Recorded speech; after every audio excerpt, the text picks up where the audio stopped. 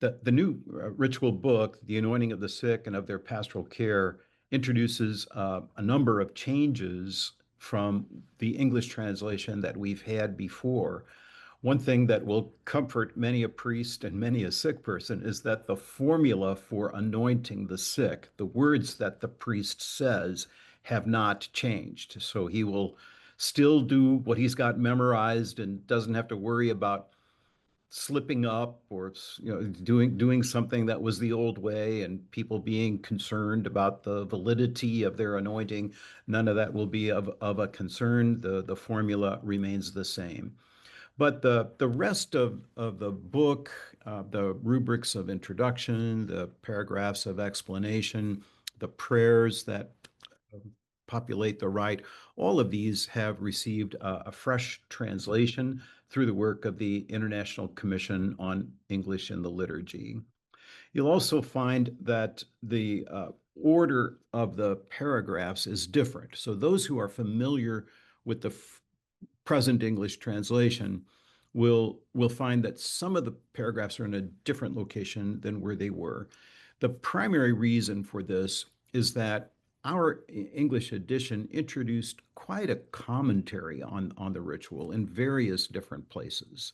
These were not part of the original typical edition in Latin, but they were added in the English translation to help people make this transition from what we knew formerly as extreme unction, the last of the sacraments, to an anointing of the sick, where they may be anointed at the beginning of a serious illness. So this commentary that was thought so helpful early on seems less necessary now.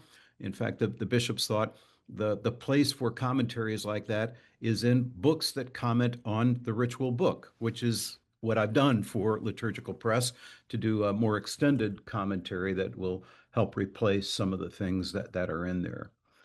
The intended users are for priests and deacons, so that is made a little clearer. There are certain sections of it that lay people should know, especially prayers for the dying. And one of the most significant parts of the book is the administration of Viaticum, which is communion for those who are dying. Priests and deacons will now use this translation for that, but any lay minister may administer Viaticum in the absence of a priest or deacon. They use a different book, Holy Communion and Worship of the Eucharistic Mystery Outside Mass, to do that, but the net result is the same. People receive this great sacrament while they are still conscious and still able to swallow. In the United States, our new translation of this book includes a few appendices as well, where people will find helpful prayers that were not in the typical edition.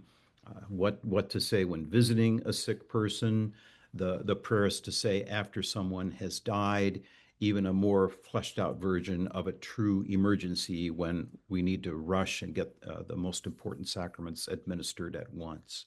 So for many reasons, the New English translation is a benefit for us. It's going to give us a richer collection of texts and a very practical way that priests especially will be able to exercise our pastoral care for the sick.